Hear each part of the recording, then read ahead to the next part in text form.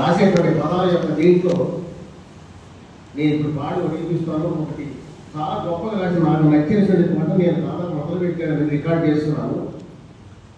తర్వాత వారి యొక్క శైలి, రచనా శైలిని చాలా గొప్పగా ఆవిష్కరణ జరిగింది. వారు రాసినటువంటి అది నేను పాటగా మలిచాను. నా జీవన కవితలో అనమాట.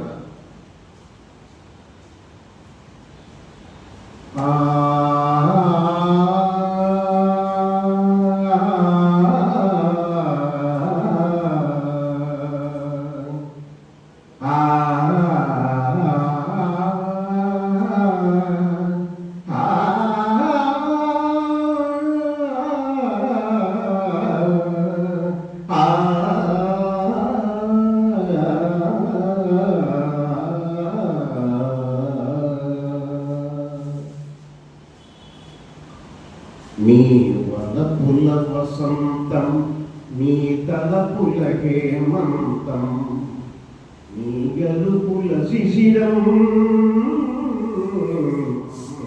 నీ వలపుల వసంతం, నీ తలపుల హేమంతం, నీ గలుపుల శిశిరం, నీ గలుపుల శిశిరం, నీ గలుపుల శిశిరం, నీ వలపుల వసంతం. నీ మనసు ఘోష తెరచి చూశాను, నీ మనోమధుర భావాలను. నీ మనసు ఘోష తెరచి చూశాను, నీ మనోమధుర భావాలను. నీ చిలుక పలుకుల కోసం ఈ గోరు పంక ఎదురు చూసేను. నీ చిలుక పలుకుల కోసం ఈ గోరు పంక ఎదురు చూసేను. నీ వలపుల వసంతం, నీ తలపుల హేమంతం, నీ అలుపుల శిశిరం.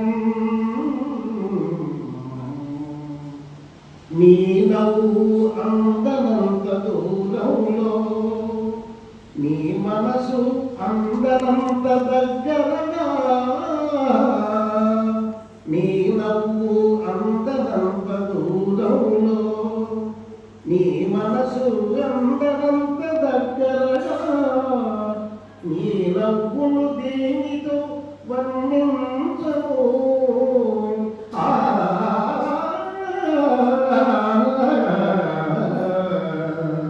నీ నవ్వును దేనితో వర్ణించను, సప్తవర్ణాలతో వర్ణించనా. నీ నవ్వును దేనితో వర్ణించను, సప్తవర్ణాలతో వర్ణించనా. నీ వలపుల వసంతం, నీ తలపుల హేమంతం, నీ అలుపుల శిశిరం.